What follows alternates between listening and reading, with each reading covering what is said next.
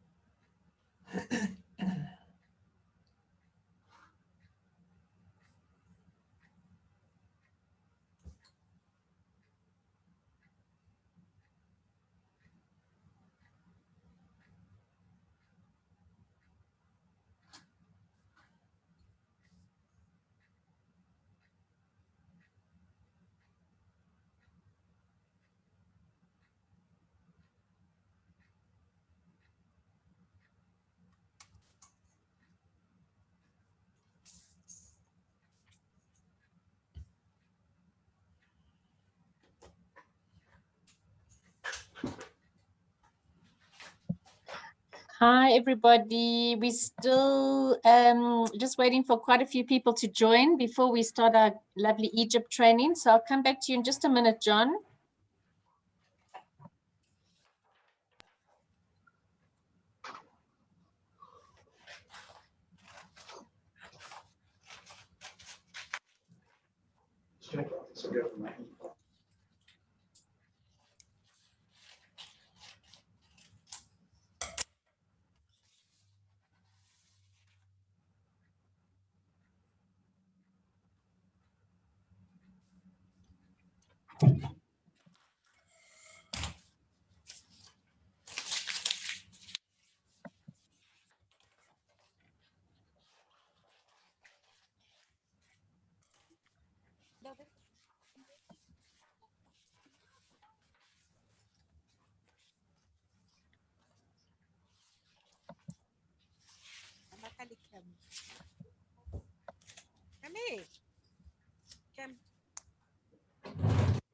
Okie dokie.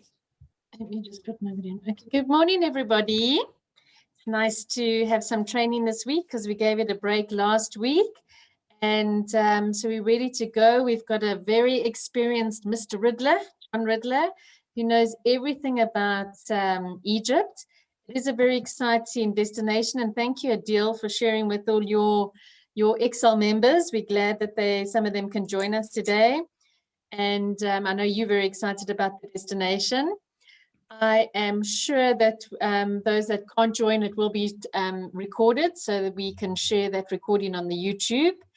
But John, there are a few more joining, but I'm very happy for you to start and give a bit of an introduction about yourself, and then we can go from there. Thank you. Good morning, everybody, and thanks for joining us. Today's talk is on Egypt, or training on Egypt. And of course, you'll discover in a few minutes' time that it's a subject very close to my heart. And I immediately want to dispel from you any notion that Egypt is just a huge big desert with a couple of dusty stones in it, because that is absolutely incorrect.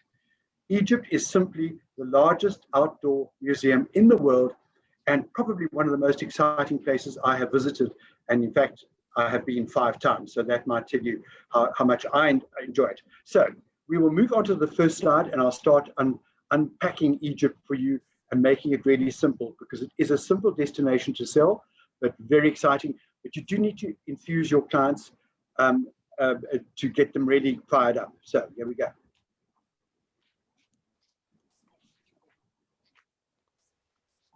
We've got a small problem here.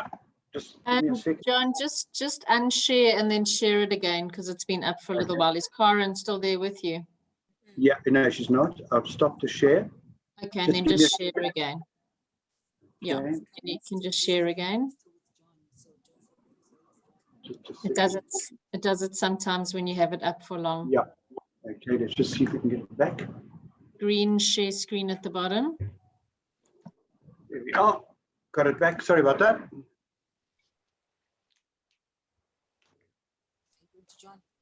There we are. There we go. Okay, perfect. Okay, thanks, John. It's sorted. It was the screen. Right, we're just trying to get that screen going. Go again.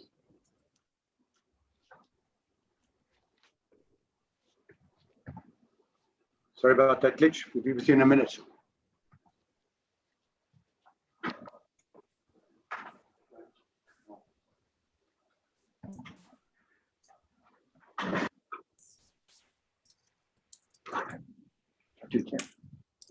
That's working. Right, so our first screen is to show you where Egypt is situated. I'm sure you all know that already, so I'm not going to labor the point. Obviously, the top northeast corner of Africa, and adjoining Israel on the right, Sudan and Libya, south and west, and then finally, of course, the Mediterranean Sea in the north. Here's a little idea of temperatures, and it's quite important if you look at those to see that, of course, it's northern hemisphere, so the really hot months are June, July, and August, and then starting to cool down again from November through to March the following year. And but beware of one thing. First of all, June and July is really hot, although we are used to that kind of temperature. December, although it looks cold and you would imagine that's low season, it is high season. The European market enjoys going to Egypt because it's warmer than, let's say, France or England. As you can see there, 20 degrees. So it's very popular in December, so be careful. Those dates, it could either be fully booked, or alternatively, you might have the problem where the prices are higher. So obviously the cooler months, January, February, March, and then again, October, November. Right, so what we've got here is a more detailed map of Egypt. And what I've done is I've circled the places we're going to be talking about today so that you've got a better idea and ignore the other ones. So obviously all tours to Egypt start in Cairo. That's the epicenter of the country and also the capital, and right up in the north. Then further south down that line you see is, of course, the River Nile. And that is the lifeblood of the country. Everything happens very close to the Nile because that's where there's water. And of course, it was also called the highway of the pharaohs. Excuse me. And that's it was the quickest way to travel along the country was to go by boat along the Nile. Further south, you've got Luxor, which is one of the areas of the cities we're going to be heading for, and then further south again, Aswan. And as you'll notice, the Nile suddenly becomes much larger just south of Aswan, and that's obviously because the high dam is there, and it pushes back a huge lake behind that dam, and that lake actually extends right across southern Egypt and even into the countries further south, Sudan. Then right in the north, you've got Alexandria on the coast, and we don't do much business in Alexandria, and I'm sure you won't have many inquiries for it, but we will mention it in any case. And then on the Red Sea, Sharm el-Sheikh, which I'm sure you've all heard of, great for diving, and then again, Hurghada. So all the tours tend to start in Cairo, but that's not a necessity. And the two big attractions in Cairo are obviously the museum, and then finally the pyramids. Now, the picture you see at the top of the screen is the old museum. It looks like a huge big cake, actually, a big pink cake. It's a fabulous old building, and of course filled with, I think there's something like 60,000 artifacts in it. Some of them very big and some of them, of course, very small. Excuse me. Then on the right, you can see a picture of the pyramids. They are situated in Giza, and Giza is about a 20 to 30 minute drive from Cairo, downtown Cairo, and it's in the suburbs. And in fact, as you can see, just to the right of those pyramids, there are buildings. It looks almost like a built-up city there, right close to the pyramids. The city has extended over the years. Now, the big building that you see that looks like a hangar for an A380 Airbus is in fact the new museum. So you've got the two of them next to each other. Now, the new museum, the famous question is, $1 million, when will it open? Well, the jury is still in on that one. And we've been told it will be this year. The date that they are throwing about at the moment is October. But just to be careful, warn your clients, it could be a little later. Now, the average client would say to you, well, if it's not yet open, I don't want to go because I want to see the famous golden head and bust of Tutankhamun, the famous one that we know with gold and lapis lazuli, the blue, and absolutely fabulous, which is, it's the one thing that everybody wants to see. Well, the good news is it is still in the old museum, the pink building at the top, which is right in the center of Cairo. That is Tahrir Square, a very busy and bustling square. And just to the left of it is the Nile Hilton, and to the left of that is the Nile itself. So you're right close to the Nile River when you're at that museum. The bust of Tutankhamun is still there. It will only move on the last day to the new museum when the new museum opens. So you are assured of seeing it. Excuse me. You are assured of seeing it. And as you can see in the picture down below, we've got wonderful inside view of the new museum under construction. And look at the size of those monuments and those structures. It is just unbelievably large, and lots of natural light flowing in from those special windows which light up the whole museum. Totally different from the old one, which is quite a dusty old building. On the left is a boat. And if you look down below the bows of the boat, you will notice that there are people standing there. And just to give you an idea of how big the boat is, that is a large boat. It was found in Tutankhamun's tomb, but it was all in pieces. So it was like a Meccano set, just packed up like a box of furniture from IKEA. And they didn't know what it was, but eventually they laid it out and sort of started putting it together and discovered that it was a boat. And as you can see, it's a boat. Now, that boat wouldn't actually float, I don't think. It's the pieces are all tied together with pieces of cowhide or rimpies, as we would call them. And the purpose of the boat, it's called a solar boat. And the purpose of the boat is that the pharaoh, after death, would board the boat. The fact that it was all packed up like an IKEA didn't really matter. He would get it together himself with spirits who were with him, and he would sail through the sky to the sun, hence the name solar boat. Now, Egyptian mythology is all based around the sun. They saw the sun as life-giving, which it is, and of course they used to pray at night when the sun set in the west. Pray that it would come back again. They weren't always 100% sure that it would come back. And of course, when the sunlight started to show in the east in the next morning, they were overjoyed that their prayers had been answered and the sun was coming back again. So the sun was very important in their thinking, in their beliefs, in their everyday activities. So the Tutankhamun, or the pharaoh that has died, would then board this boat and he would sail off to the sun. I think I've got a bit of news for him. When he arrives at the sun, the boat might disintegrate, but we don't know anything about that. So I'm going to move on. Oh, and the solar boat has been erected inside the new museum. So you would only be able to see it, unfortunately, when the new museum opens. Let's hope October, November, possibly December. Right, the next picture is still of sites that you would see in the area of Cairo. And the one is the Citadel. And as you can see, it's a huge fortress type building. And that is what they had in those days to protect themselves against invasion. And it's still a site that we go and visit. It's very interesting. And you can see big tower-like building, and they could, shoot bows and arrows from the rooftop and protect themselves. Below that is the Alabaster Mosque. It's a very large mosque, and we are allowed to visit it.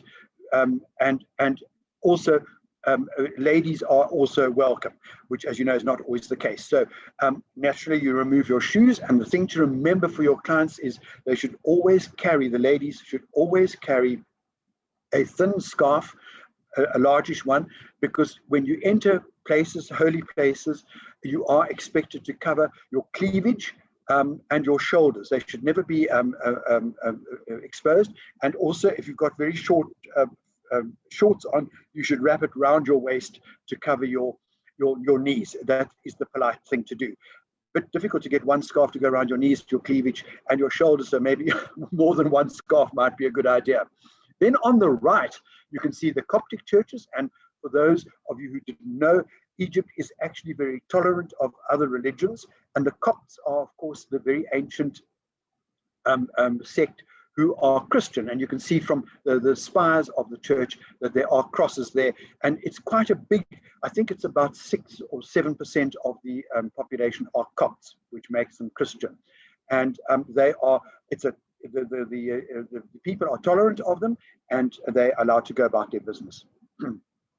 So the next picture is the first thing you're going to go and see when you're in Egypt, and of course, in our packages that we sell, that will be included. So you will be collected the next morning after your arrival in Cairo, and you'll be taken out by a private transfer out to Giza, 30-minute drive, and there you will be on the plains around the pyramids. Now you can see there are 3 large ones there. We'll tell you their names in a minute.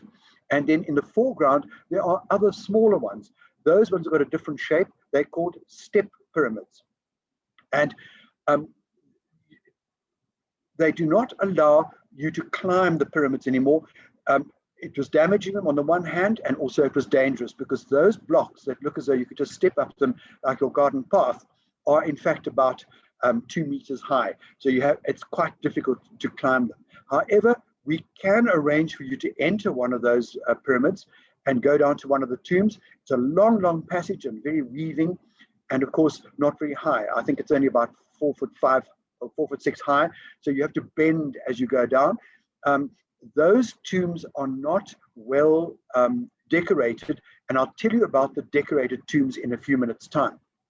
Then on the right-hand side, the Sphinx, which is quite well preserved, as you can see, although they've had to do a lot of repairs to it over the years. And the reason why these were so well preserved, and the pyramids, is that the sands over the years had accumulated around them and engulfed them, and they weren't regarded as important anymore. And it was only in 1922 when Howard Carter started excavating there that they discovered these wonderful sites that had been buried in sand. And of course they cleared the sand, and then it became a great tourist attraction. Then below the picture is of another pyramid at Memphis and also at Saqqara, which you can also visit. Okay, also included in the packages that we sell. So the next slide shows, of course, again the pyramids, and there are the camel riders with their camels, and of course it's rather charming to see those camels all beautifully decorated. And of course the great trick is to say to your clients, when the camel's lying down, of course, to say, jump on, we'll take a picture of you. And they take your camera and they take a few pictures of you. Then the camel gets up and trots around a little bit. And then when you want to get off, they say, but that'll be 10 pounds. 10 pounds, of course, is about 10 rand, 15 rand. It's not like an English pound. And of course, they won't let the camel down again until you pay them. So it's a bit of a fun thing that happens there, and there's no aggravation. The picture below that is a nighttime picture of the pyramids. And of course, you can see the Sphinx below the left-hand pyramid, all lit up. And that is the sound and light show. And it is absolutely wonderful. You can see it's difficult to see the people in the foreground. They're all seated like in cinema style. And it's an hour long, the show. And of course, what they do is they weave the story of the pharaohs and the wars and their wives and their development over the years. And of course, the Nile comes into all the stories because the Nile was their lifeblood. The sun to keep them warm and to make their crops grow, equally the Nile. So those were 2 very revered things in their lives. So there's some notes on the left-hand side. As you know, there were Egyptian kings buried inside those inside the pyramids, and the 3 major ones I told you earlier on, their names are Cheops, Khephren, and Mycerinus. You needn't necessarily remember those. There's no questions afterwards and no test. You'll be relieved to know.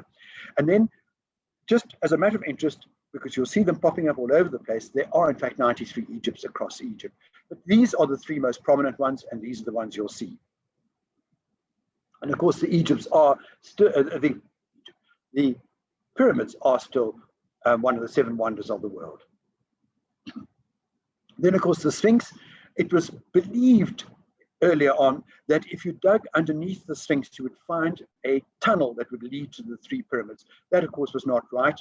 And subsequently, they found passages that lead down into those those pyramids that were excavated years later. So the role of the Sphinx was simply like a watchdog, and as you can see, it's in the style of a lion or lioness with a human head. And the picture below, that very vast plane that you can see in the front, that's just one of its paws. So you can see the idea of how large it is, a very large structure, and of course, most mesmerizing thing to look at.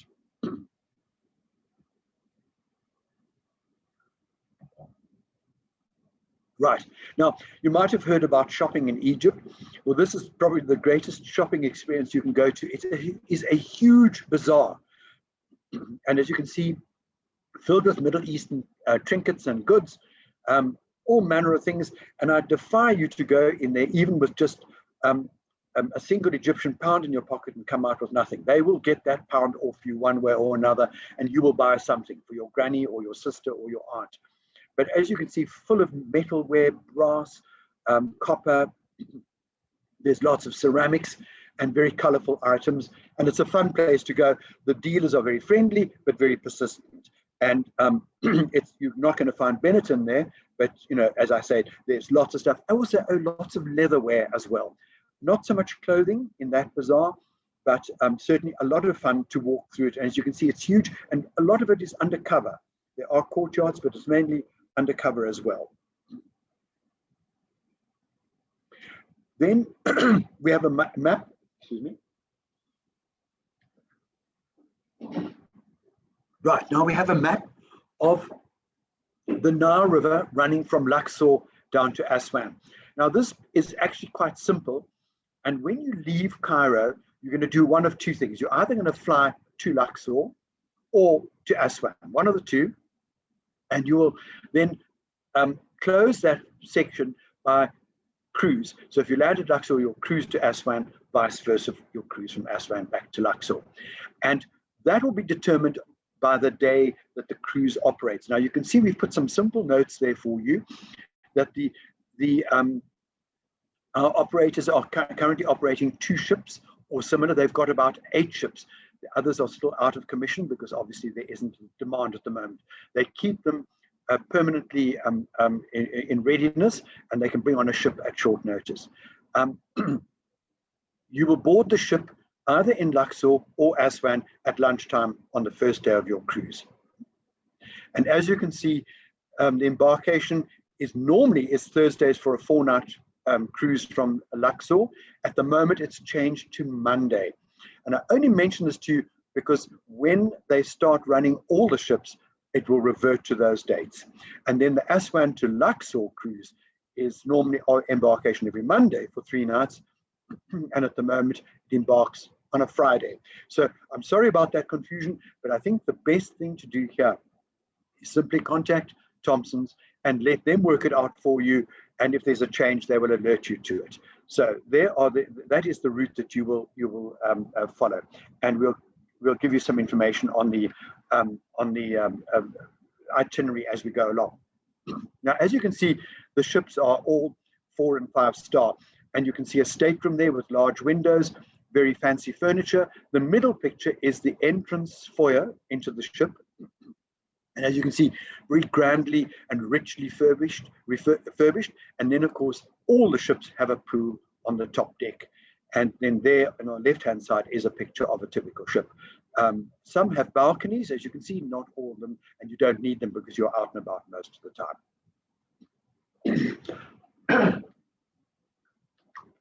Excuse me. Right, so let's assume you have boarded the ship in Luxor. These are the attractions we will take you to. Our agents will automatically have vehicles lined up for you and will hand you an itinerary and take you to these sites. Now, the 2 big valleys are the Valley of the Kings, and as you can see, the Valley of the Queens. There are 2. They're right next to each other. And these valleys became the epicenter for burials after the pyramids, because they were found that the pyramids, of course, took very long to build and a lot of manpower involved, and we don't entirely know how they did it. And so they started carving tunnels into this hard rock in the Valley of the Kings and of the Queens, and they would create these very grand burial chambers and tombs. As you can see from the top left-hand picture, beautifully painted, and of course hieroglyphics chipped into the stonework. And what you see in the foreground is steps that have been built out of wood for you to easily enter those tombs. You will go into at least one tomb. The only thing is we cannot tell you in advance which one. And it's not always Tutankhamun's tomb, because obviously the amount of people there at any given time precludes us all from going to the same tomb. But you will go into a tomb. The picture below is in the Valley of the Queens, and that is the temple of Queen Hatshepsut. And if you can't say it, you can just say have cheap suit, Hatshepsut. And as you can see, it's quite modern looking, with this very big stairway leading up to it, and of course pretty well preserved, considering how old it is. The one in the top right hand corner is the temple of Karnak, and we'll get back to that in a minute. So in Luxor, you haven't yet started to sail, you will also visit the Luxor temple. Now the Karnak temple is about 2 or 3 kilometers outside of Luxor. Luxor temple is right in town, and chances are your boat might be moored along the Corniche, which is the water side, and you could even see Luxor temple from your boat, from the top deck at the pool. In fact, it's the most amazing thing. You can be having a dip in the pool, and there's this ancient temple, 3, 4, 5,000 years old, right there. It is the most incredible and astonishing sight. There are various other pictures there, and you'll see that some of those, you can see human figures in the foreground, how small they are compared to these massive monumental figures that are there. And the entrance is lined with sphinxes, and we've got a picture of it for you in the next slide. So let me move on. Now, our slides work in this way. We're back at the Valley of the Queens, and there you can see is one of the, and that is what it looks like. Here you are really in the desert, as you can see. And what they did is they found these entrances to these tunnels, and you can see people moving around on the pathways, and those little structures you can see there are the entrances down into the tunnels. Those walls are built so that when it rains, you don't have water running down into the tombs. And you will visit one of those while you are in the Valley of the Kings. Right, Hatshepsut's temple is, as you can see, quite well preserved. And on the right-hand side is a monument to Queen Hatshepsut. And it was unusual to have female pharaohs, but she became pharaoh, and she was very successful. So one of the early feminists, and well worth seeing her and learning about her reign. They will tell you quite a lot about it while you are on our tour. Now, Karnak temple, we've now crossed back across the Nile. We're still in Luxor, and there is Karnak temple, and there's that row of sphinxes leading you up to the entrance of the temple. It is quite astonishingly grand, as you can see.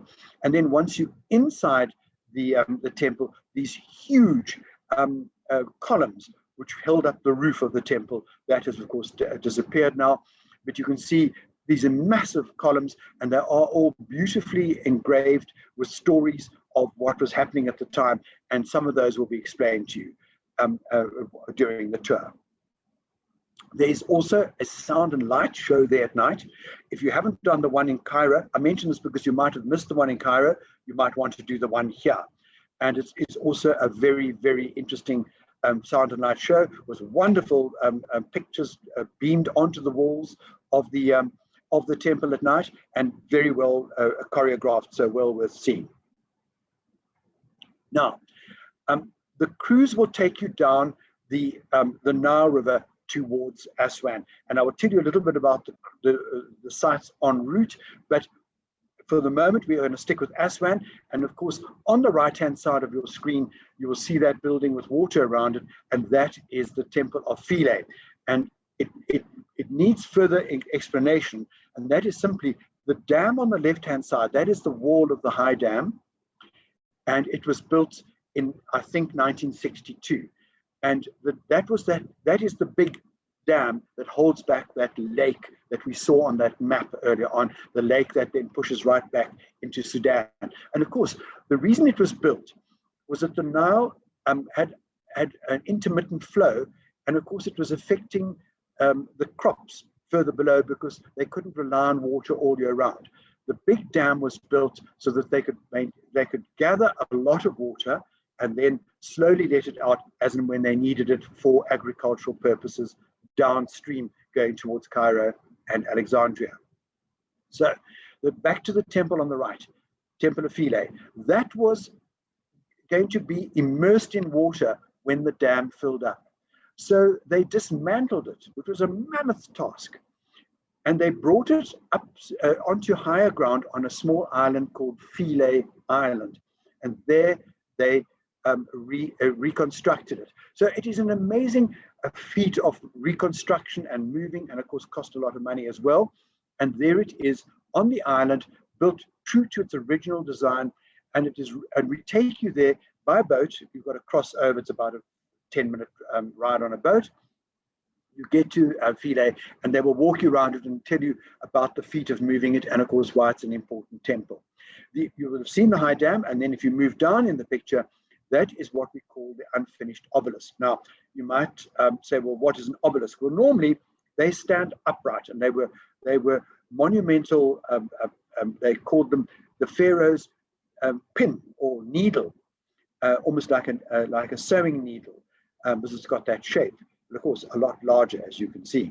And they built them as monuments, but they're all in one piece, which is phenomenal. Because if you look at the picture on the left, you'll see little figures walking around that obelisk. And what they did is they would find a suitable amount of granite, and they would start chipping away the stone around it that they no longer required until it had the form of an obelisk. Then, believe it or not, they would chip away the stone underneath it until the whole thing was free. And then they would tilt it up. Don't even start to ask how that's done, but they do give you some explanations while you are on site. And then they would move it on barges up the Nile to where it was required. This whole thing is just mind-boggling, as you can imagine. Now, this one is unfinished, not because they ran out of time or tools or energy, but as you can see, a large crack developed in it up on the bottom left-hand side of the obelisk. And of course, it rendered it useless, and they started on another one. Huge waste of manpower. Then we're going to talk about Abu Simbel in a minute. And I'm going to show you some pictures of Abu Simbel. I think they're on the next slide. We'll just stick with the obelisk for the moment. And there you can see people right close by and how enormous this obelisk is. Now we are at Abu Simbel. Now this is very important to know about, and I'll tell you why. First of all, it is not included in our tour. So that you will not see it automatically on one of our tours. The reason is it is also about a 20-minute flight from Aswan to get there. So you fly in a jet aircraft and it takes 20 minutes to get there. So I'm going to tell you a little bit about it and then why it's so important.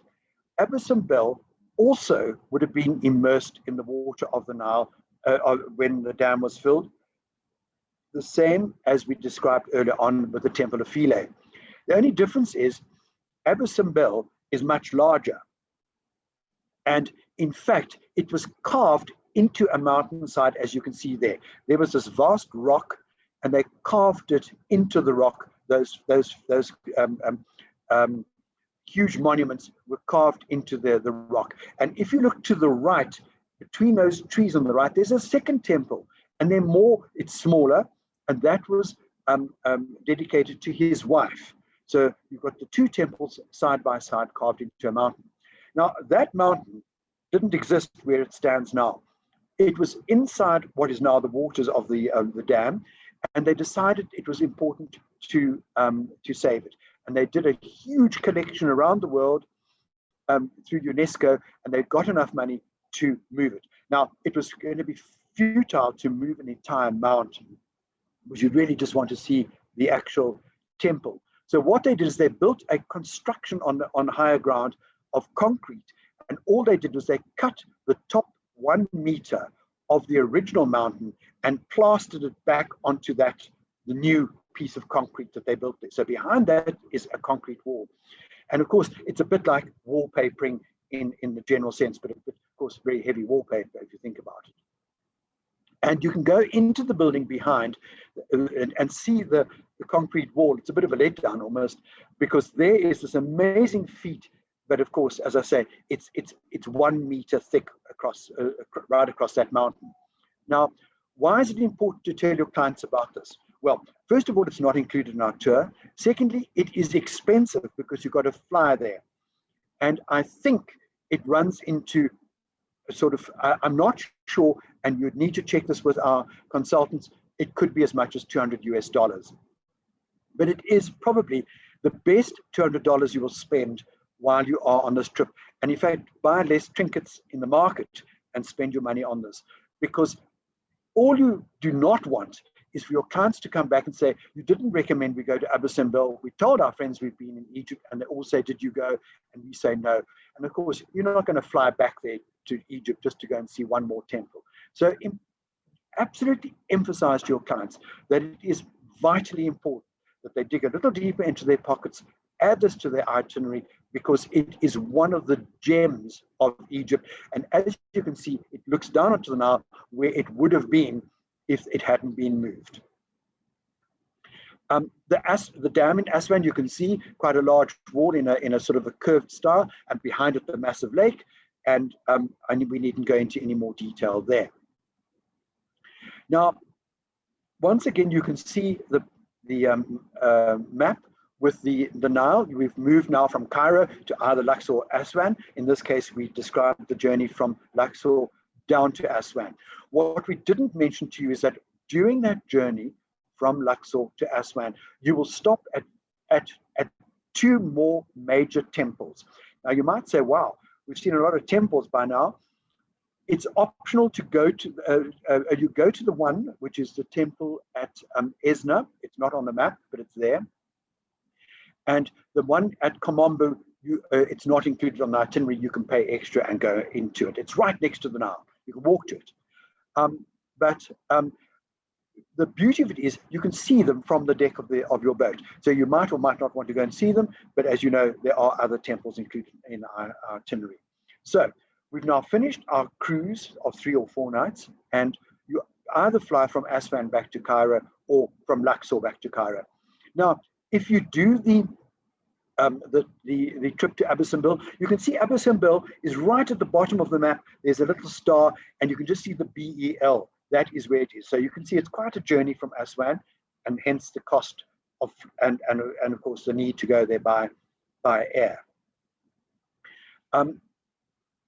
If you want advice on whether you should have an extra night in Luxor or Aswan, I would strongly recommend it. Aswan is particularly beautiful. And what happens is at night, they light up the Nile, and you see feluccas cruising up and down the Nile in the early breeze of the evening. You can even hire one and go for a ride on them. We do give you a journey on the feluccas during the day when you're in Aswan. It's included in our itinerary, but I would strongly recommend another night in Aswan in a hotel or in Luxor, whichever you choose. So now, do you go back to Cairo and home? Well, that's what our itinerary normally offers you. But let's just talk for a moment about the Red Sea. And as you can see, we've highlighted the Red Sea and the Sinai Peninsula.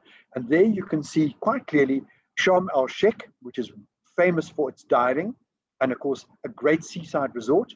And then in a minute, we'll also talk about the other great site that we also sell there, and that's Hurghada. So it's a flight to get to Sharm el-Sheikh. And I'll show you some of the pictures of it. And there you can see typically resort-style hotels, beautiful, wonderful gardens, massive swimming pools, and all on the coast. So you can swim in the sea, you can or stay around your hotel. And in the picture below, you can see a couple who are snorkeling because the coral is quite shallow close to the coast, and you can snorkel just with a mask and fins. stunning dive site, and of course lots of other attractions nearby. There's shops, restaurants, and shisha bars, and you don't have to stay at your hotel only. You can go into the local town. There are also some tours that you can do from here, and we'll show you those in a moment. And then attractions near Sharm el-Sheikh are, of course, St. Catherine's Monastery, very famous. They used to take in fugitives there who were running from political fugitives. It also is a monastery, of course, and it's got quite a history, which they'll tell you about. And then there's Mount Moses, which I'll show you another picture of in a moment, and then the famous Colored Canyon, which you can walk through. And all of this is situated in the Ras Mohammed National Park. Another picture of St. Catherine's Monastery, and then I said to you, we should tell you a bit about Mount Moses, and there it is. We take you up there if you take that excursion, and of course 4,000 steps up the mountain, and another 750 steps to the summit. Not good for wheelchairs or anybody who's got a sore hip or knee, and of course the views are absolutely breathtaking across the desert, the Sinai Desert. Again, the Colored Canyon, which is one of our side tours, our excursions that you can do. And then, of course, the Ras Mohammed National Park. That's the entrance to it. That is not a pyramid. It's quite recently built. And then you can see somebody snorkeling in the Red Sea. And of course, we do have full kits for diving, but that has to be arranged through in advance or at your hotel. We then go to Alexandria, right on the top of our map. And as you can see, that's on the coast. It is a beautiful city. It was badly damaged by an earthquake some hundreds of years ago. And a lot of the great monuments actually landed in the sea. And you'll see that in a moment. They're still there. And they've left them in the water as an underground monument. And it was, of course, the city where Cleopatra lived. She did exist, as you all know. And of course, her big squeeze was, of course, Mark Antony. And that's where they lived. It was in Alexandria. It was founded by the Greek king Alexander the Great. And of course, it became a great city on the Mediterranean. I'll show you some pictures of the underwater sites in a moment. There is the great library of Alexandria, a famous library, the Pompey Pillar on the right, and then of course the catacombs at the bottom of your picture. A great city to visit, but we don't get a lot of demand for that. Cairo obviously is the one that most people head for. And then, as you can see, the comparison is the diving in Sharm is clear water and very well lit, and of course, as you can see now, we've got somebody in full scuba outfit, but you can do the shallow waters just with fins and masks. On the right-hand side, the water much more churned up, rougher water, and of course, darker and not nearly as clear. It's much murkier. But there is one of the monuments that collapsed into the sea when they had the huge earthquake, and there it remains. That one looks as though they're trying to lift it. I'm not sure what's going on there, but maybe they're turning it onto its side.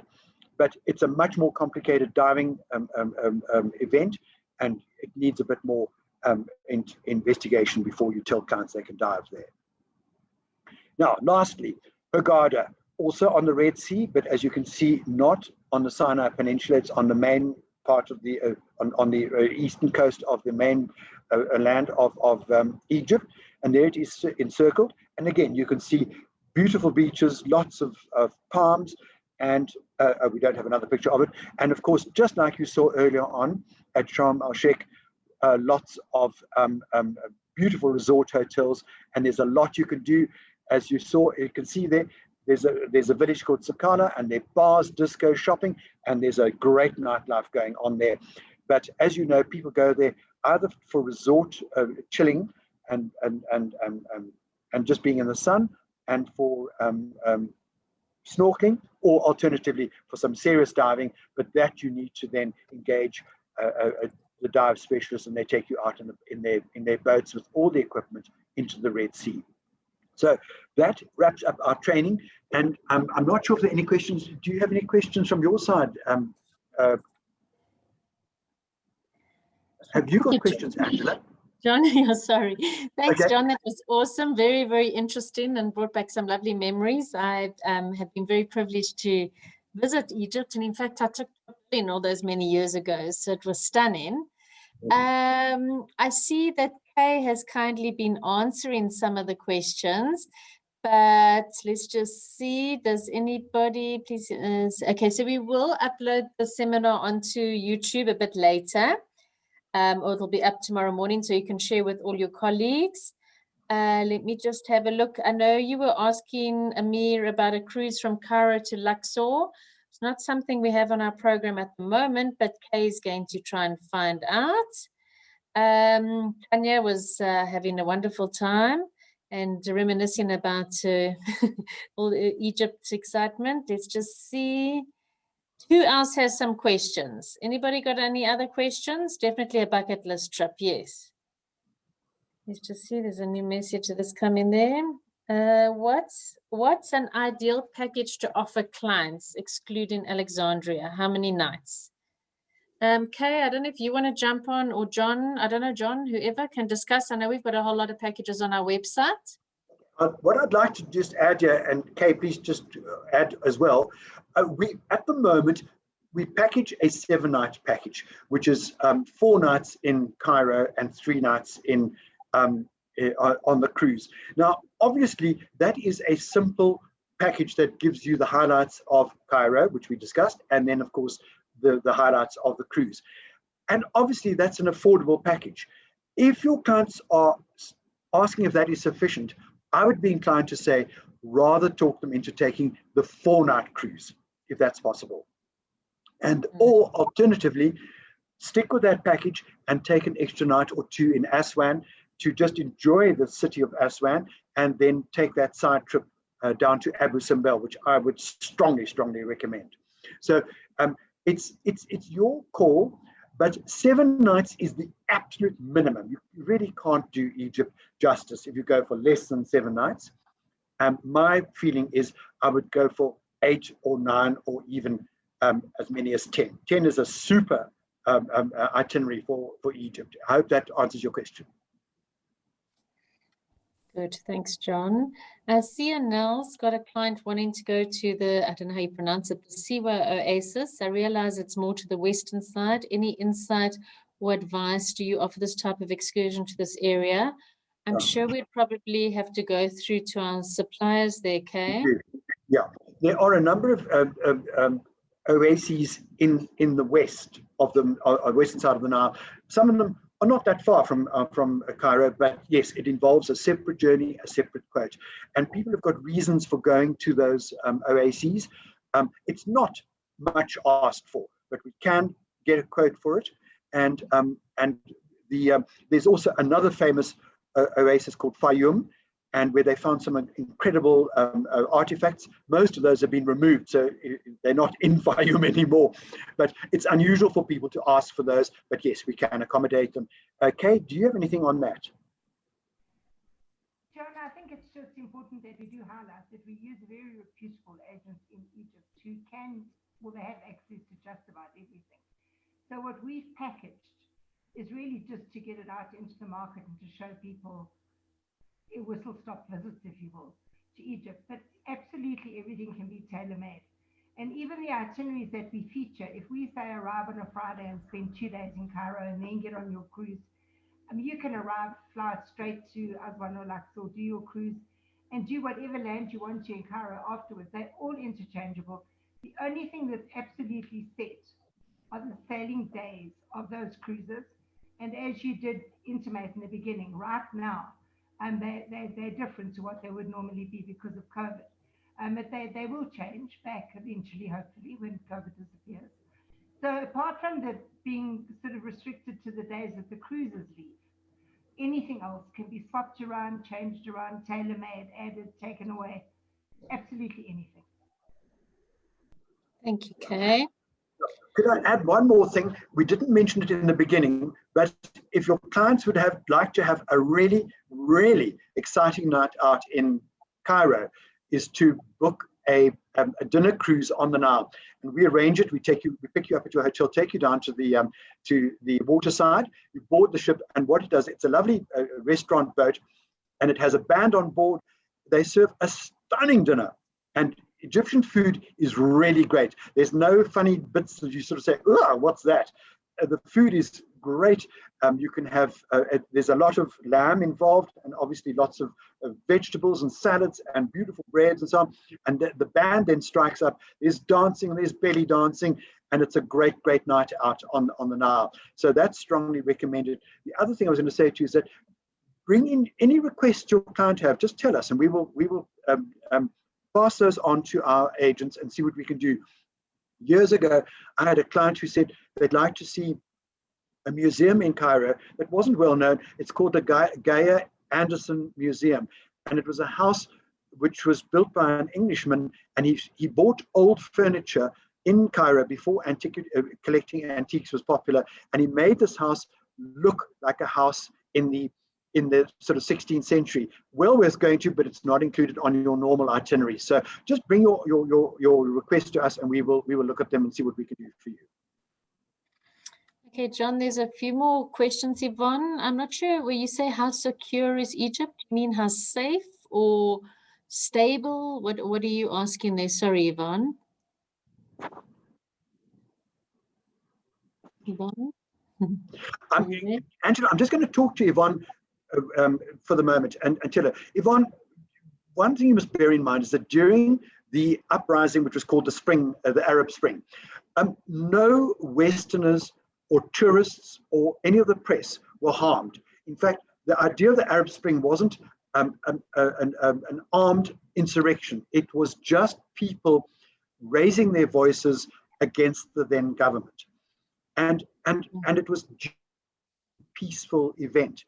And you can Google this if you don't entirely trust me, but I can tell you now that there were absolutely no tourists harmed. Of course, the tourists generally fled at the time because they weren't sure what was coming.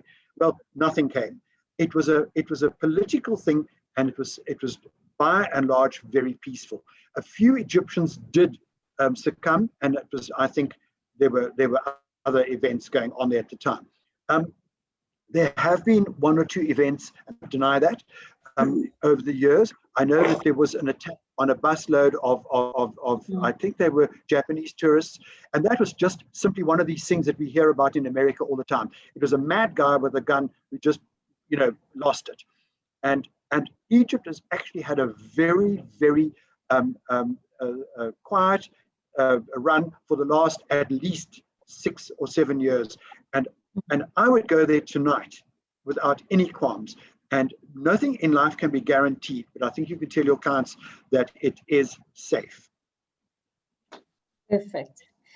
And then Adil, I don't know why you're not asking this question on your own, Mr. Liverpool supporter. Do you know, John, if you can visit the Mo Salah, I don't know how you pronounce it, family on tour to thank them? So sorry, it was meant to be light-hearted. So that's Mo Salah was like our star player, and he's Egyptian. Okay. You might find a long queue. Probably, yeah. Just to thank them. Yeah. But nice try. Then one of the hotels, Thompson's office, is the Ramses in Cairo. Personally visited, and the hotel is closed and under renovations. Would have to check whether it's open or not. We haven't obviously had anyone going there at the moment. And then the PCR testing. Kay, can you just enlighten us on the PCR testing? Yeah, well, on our tours, what they'll do is if the clients are on a cruise toward the end of their tour, the hospital clinic sister or whoever does the test will visit them on the cruise.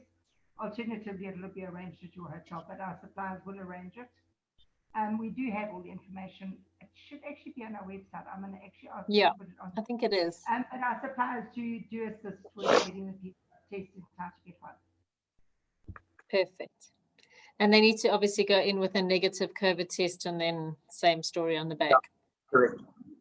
Okay, and then Yvonne was on again about how stable it is, and then just sent a notice that they've extended the state of emergency for another 3 months. And can I comment on that?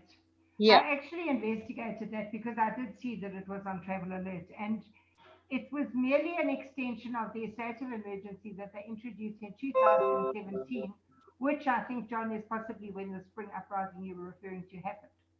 And ever since then, they've had a state of emergency, and the purpose of it is to make sure that security is sort of on their guard all the time, and to watch particularly tourist sites.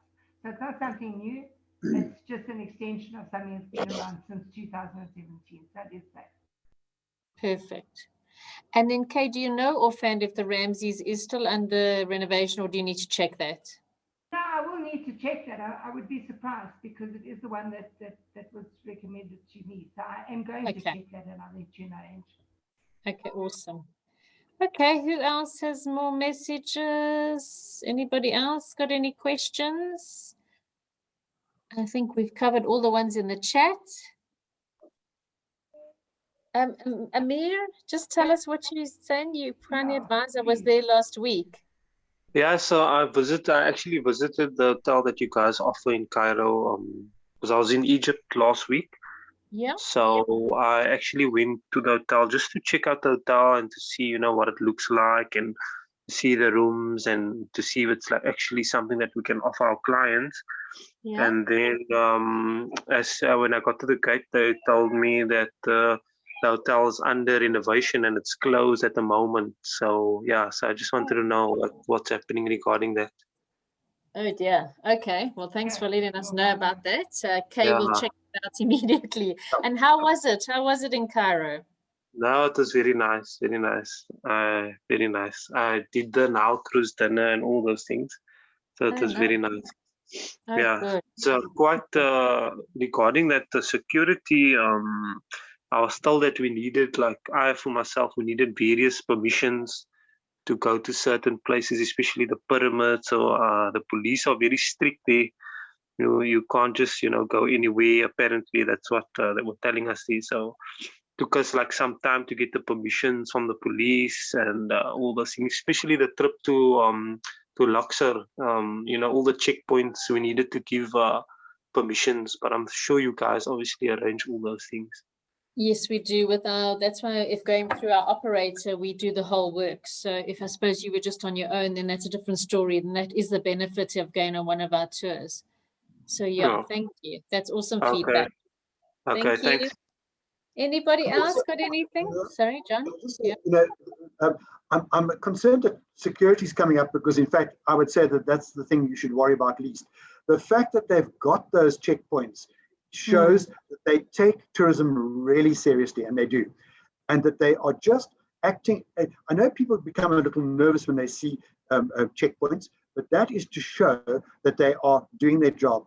And we had pictures from our agents just last week of clients in Egypt, and I must tell you, I couldn't think of a better time to go because, in fact, it wasn't very crowded, and they also reported that it was very relaxed, but that the security was in place, and I think that's what's important. Yeah, very good point, John. Well, good. Thank you, John. That was excellent, and thanks everybody for participating and asking questions. It really does help for all of us to get recovery of tourism. And we'll have another training session on Thursday. Thanks, John. Thanks. Ciao. Ciao. Stop the video.